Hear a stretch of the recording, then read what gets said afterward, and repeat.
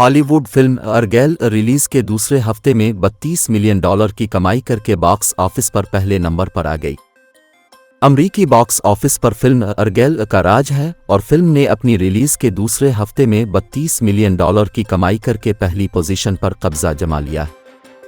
हदायतकार Matthew वान, अदाकार Henry केवल, अदाकारा बराइस डलास हावर्ड और अदाकार सैम रॉकवेल की एक्शन और थ्रिलर से भरपूर फिल्म ने मद्दाहों के दिल जीत लिए हैं।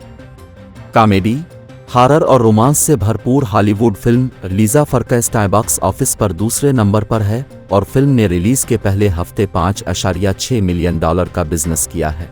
ज़ीलिडा विलियम्स की हिदायतकारी और अदाकारा कैथरीन न्यूटन, अदाकारा लीजा सोबरनो, अदाकारा जीना डेविस की अदाकारी पर मबनी ये फिल्म भी मद्दाहों ने पसंद की।